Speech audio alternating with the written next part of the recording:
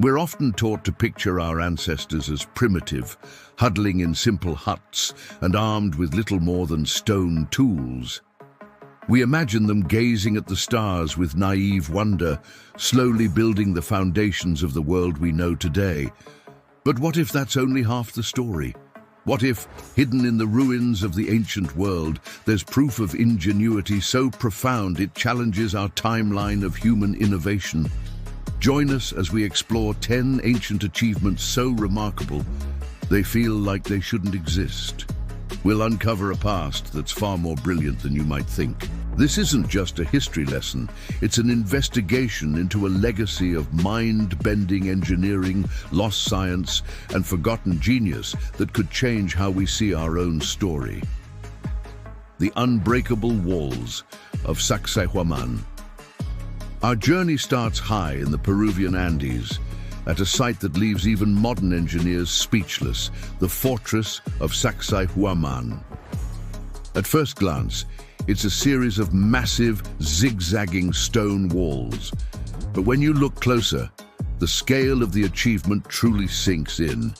The incredible feat here isn't just the size of the stones, though that is staggering. Many of the limestone blocks weigh over 100 tons, the equivalent of about 100 cars. These colossal boulders were moved from quarries up to 22 miles away across mountainous terrain by the Inca, a civilization that didn't use the wheel for construction. But the real mystery lies in the precision. Sacsayhuaman is a masterclass in polygonal masonry. The stones aren't uniform blocks, they're complex, irregular shapes with dozens of angles. Yet each multi-ton stone is fitted against its neighbors so perfectly you can't slip a piece of paper between them. There's no mortar holding them together. The entire structure relies on the sheer geometric perfection of its interlocking pieces, a technique that makes the walls incredibly earthquake-resistant. So, how did they do it? The accepted theory points to an astonishing amount of skilled labor and time.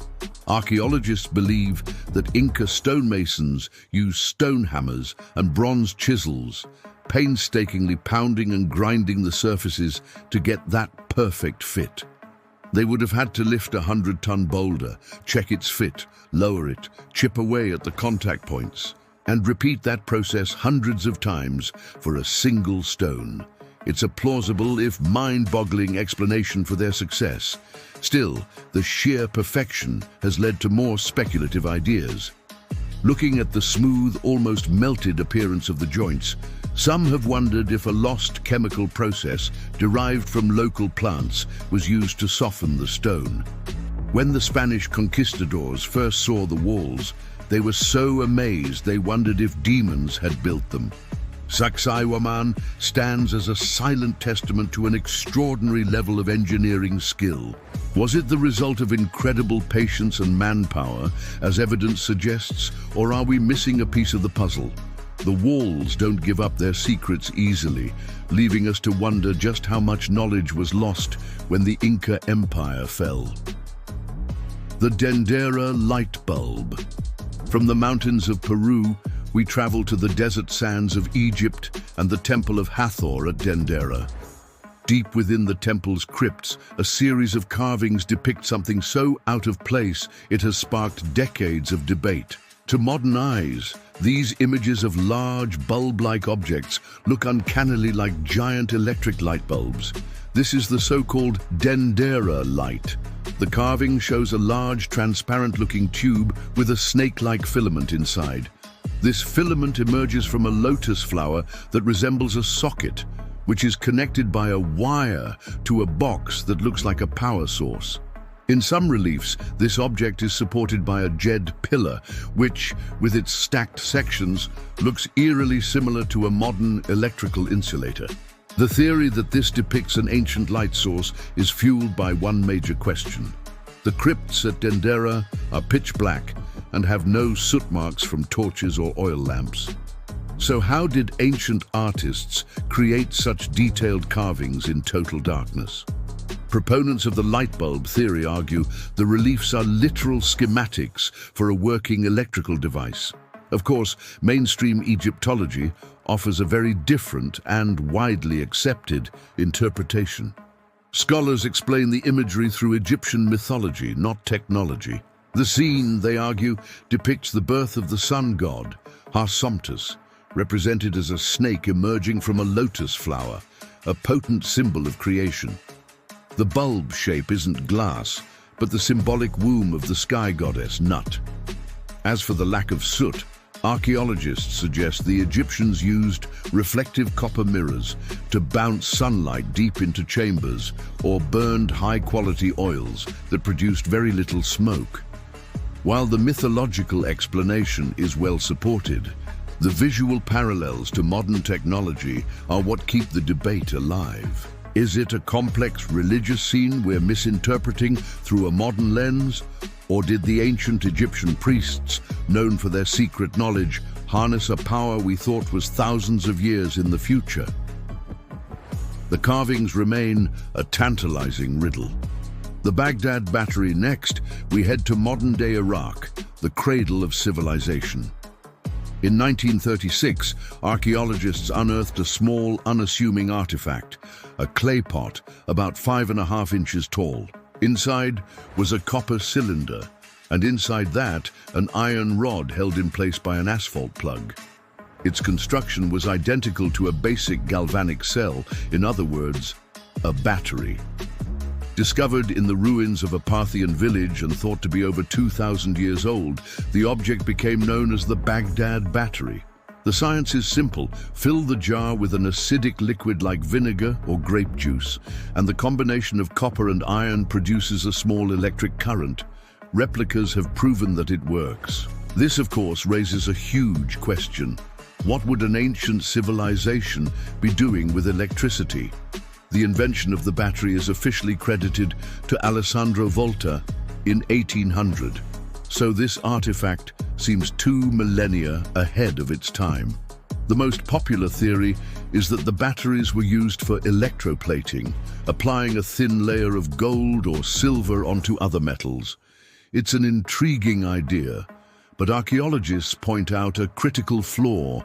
No definitively electroplated objects from that period and region have ever been found. Another idea is that they were used for mild electrotherapy, similar to how Greek physicians used electric fish to numb pain.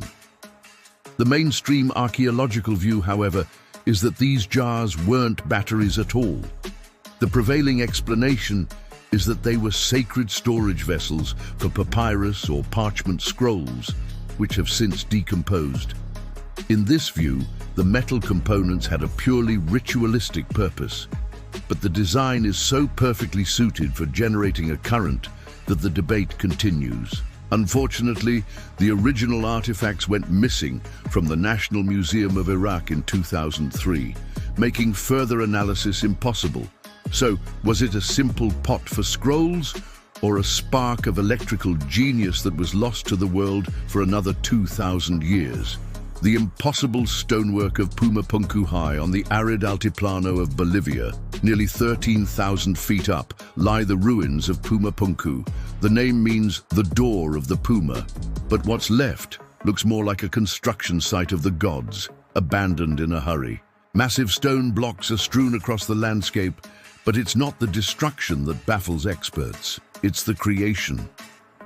The stonework here is arguably some of the most precise in the ancient world. The site is littered with enormous blocks of red sandstone and andesite, some weighing over 130 metric tons, transported from quarries up to 55 miles away.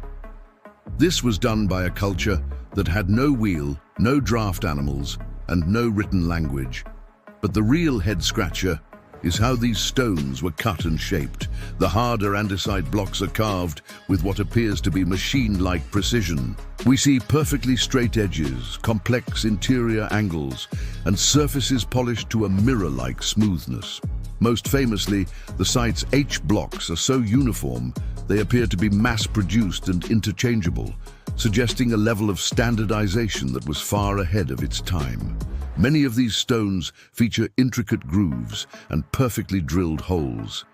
How was this achieved with the simple tools available to the Tiwanaku people around 536 AD?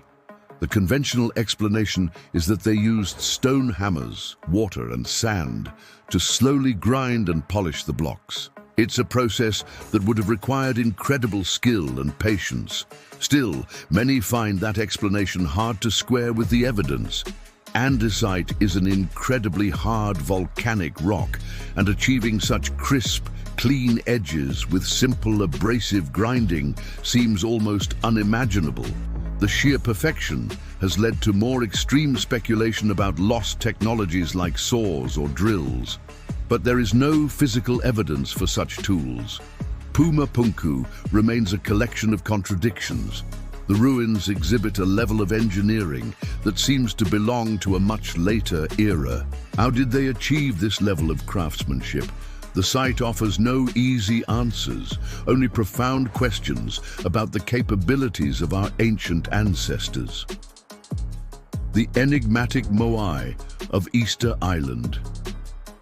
In the middle of the Pacific, thousands of miles from anywhere, lies one of the most isolated places on Earth, Easter Island, or Rapa Nui. The island is famous for one thing: its nearly 1,000 colossal stone statues known as Moai. The mystery of the Moai is a puzzle with many pieces. First, their scale. The average Moai is 13 feet tall and weighs 14 tons. The largest one ever moved, Paro, was over 32 feet high and weighed a staggering 82 tons. And all of them were carved from volcanic tuff at a single quarry called Rano Raraku. This leads to the biggest question: how did the ancient Rapa Nui people, a small society with no large animals, wheels, or metal tools, move these giants across miles of hilly terrain? For centuries, the islanders' oral tradition said the statues walked from the quarry to their platforms, called Ahu, using a divine power known as mana. For years, academics assumed they were dragged on their backs, using massive wooden sledges and log rollers. This theory also conveniently explained the island's deforestation as a result of this massive undertaking. But recent research offers an alternative that aligns surprisingly well with the oral tradition. Archaeologists Terry Hunt and Carl Lipo have argued that the statues were moved standing upright. Through experiments with a replica, they showed that with just a few teams of rope pullers, a Moai could be rocked from side to side, walking forward in a shuffling motion. It's an ingenious method that requires far less wood and manpower than the sledge theory.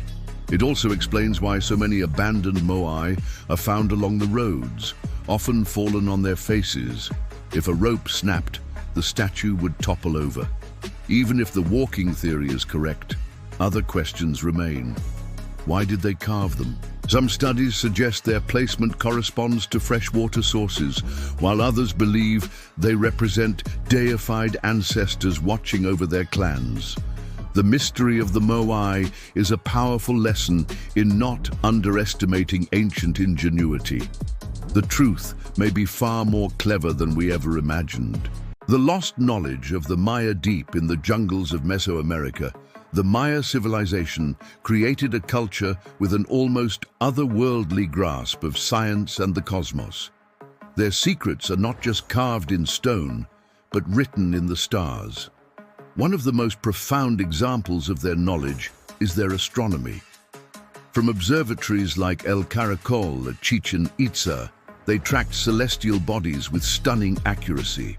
They calculated the solar year to be 365.242 days, a measurement more precise than the Julian calendar used in Europe for over 1,000 years. Their understanding of Venus was particularly remarkable. The Dresden Codex, a surviving Maya book, contains incredibly accurate tables for tracking the Venus cycle, which they used to time wars and coronations.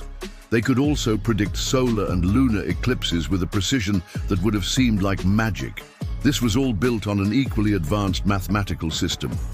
The Maya independently developed the concept of zero by at least 357 AD, centuries before it was fully embraced in Europe. Their base 20 number system allowed them to handle enormous numbers, essential for their calendars that tracked time across thousands of years. And their engineering was just as brilliant. Without metal tools or draft animals, they built sprawling cities with towering pyramids and advanced water management systems. In Palenque, they even built a pressurized aqueduct, a sophisticated feat of engineering. The ultimate secret of the Maya is how they acquired and then lost this incredible knowledge. Around 900 AD, their great cities were mysteriously abandoned. Theories range from drought and warfare to social upheaval. When the Spanish arrived centuries later, they burned countless Maya books in a tragic act of cultural destruction. The Maya reached a scientific peak that wouldn't be seen again for a millennium, and their story is a chilling reminder of how easily a golden age of wisdom can be lost. The undeciphered Indus Valley script. Let's travel to modern-day Pakistan and India, to the ruins of one of the world's first great urban civilizations, the Indus Valley Civilization. Flourishing around 4,500 years ago, this culture was incredibly advanced, with meticulously planned cities and sophisticated sewer systems. But they guard one of the most frustrating secrets in archaeology. The secret is their writing. The people of the Indus Valley had a script, a system of over 400 unique symbols found on thousands of small stone seals, pottery, and tools. These seals often feature a short line of symbols above a beautifully carved animal, and we have absolutely no idea what any of it says. The Indus script is one of the last major undeciphered writing systems of the ancient world. The world's best cryptographers have tried and failed to crack the code.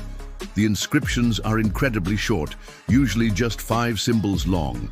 And most critically, there is no Rosetta Stone, no bilingual text to provide a key. This leaves scholars to speculate. Is it a relative of languages still spoken in southern India? An ancestor of Sanskrit? Some have even argued it isn't a language at all, though computer analysis suggests it has a structure consistent with a true script. There has even been a $1 million prize offered for a successful decipherment. Unlocking the Indus script would give a voice to a silent civilization. We could finally learn who they were, what they believed, and what they called their great cities, all from their own perspective. Until then, their story remains locked away in these beautiful, enigmatic symbols. Angkor Wat's impossible construction. In the heart of the Cambodian jungle lies a stone city that defies belief. Angkor, and at its center, Angkor Wat. Built in the early 12th century, it's the largest religious monument in the world. A breathtaking complex of moats, walls, and sandstone towers. The fact that it was built in a mere 35 years is an engineering feat that continues to impress experts. The scale of the operation is hard to wrap your head around. Angkor Wat was built using an estimated 5 to 10 million sandstone blocks, many weighing over 1.5 tons each. These blocks were quarried from mountains over 25 miles away. So how did the Khmer transport millions of tons of stone? Recent research suggests a brilliant solution: a complex network of canals. The Khmer were master hydraulic engineers, and it's believed they floated the massive blocks on rafts directly to the construction site. The even greater marvel is the stonework itself. Like at Sacsayhuaman, the blocks were assembled without any mortar. The joints are so tight you often can't slip a razor blade between them. This was achieved by rubbing the blocks together with sand and water as an abrasive until their surfaces fit together seamlessly. The immense weight of the stones is what has held the structure together for nearly a millennium. Furthermore, the entire complex is a celestial calendar aligned with the sun and stars to create stunning visual effects during events like the equinox. It's a perfect fusion of art and science, a testament to a civilization that had mastered logistics, hydraulic engineering, stonemasonry, and astronomy on a monumental scale. The Great Pyramid's lingering mysteries. No list of ancient secrets would be complete without the last surviving wonder of the ancient world, the Great Pyramid of Giza. Built over 4,500 years ago for the pharaoh Khufu, it has fascinated and confounded humanity for millennia. Despite centuries of study, we still don't know for sure how it was built or what it truly contains. The statistics are staggering. The pyramid is made of 2.3 million stone blocks, some weighing up to 80 tons, for a total mass of nearly 6 million tons. Its base is level to within a fraction of an inch, and its sides are almost perfectly aligned to the cardinal directions. The greatest secret is its construction. How did the Egyptians, using only copper tools and human labor, lift millions of multi-ton blocks to a height of 481 feet? The old theory of a single, long external ramp is now considered impractical. A more recent theory proposes a system of internal spiral ramps, and thermal scans have detected anomalies inside the pyramid that seem to support this idea.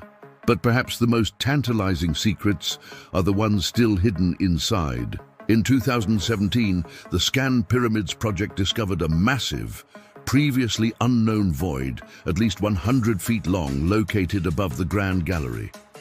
Its purpose is a complete mystery. Is it a structural feature, or could it be a hidden chamber?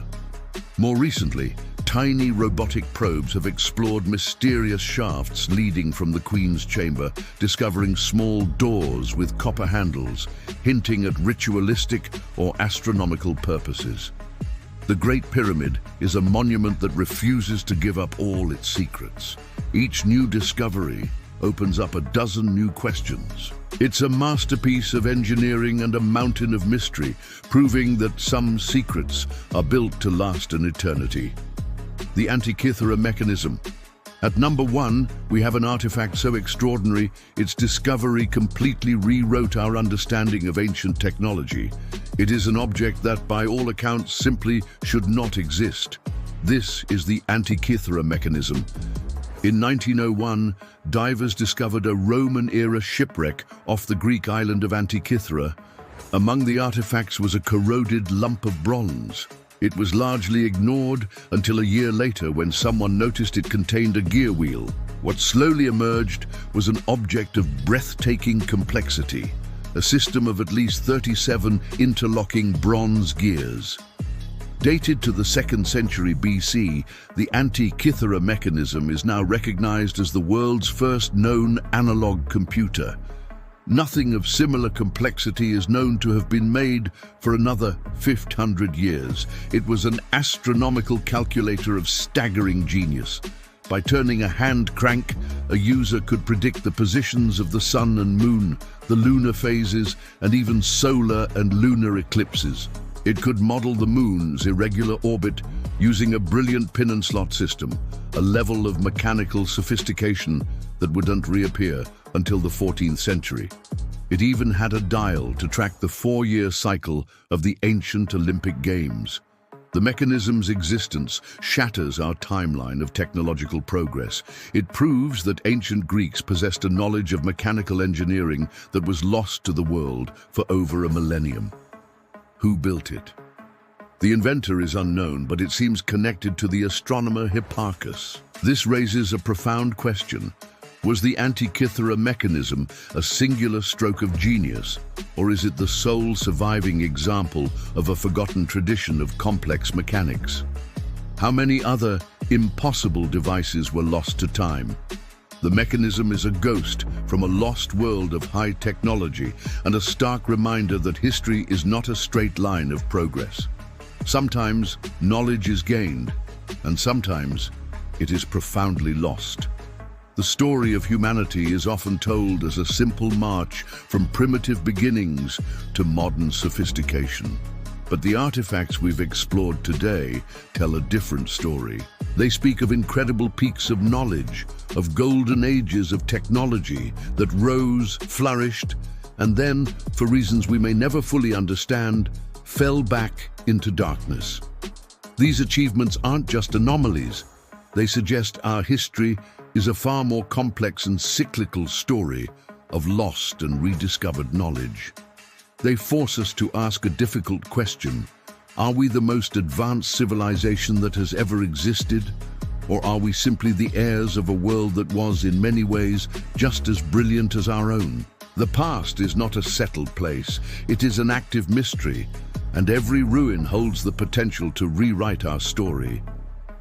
Perhaps the greatest secret of the ancient world is that we have only just begun to understand how much we've forgotten.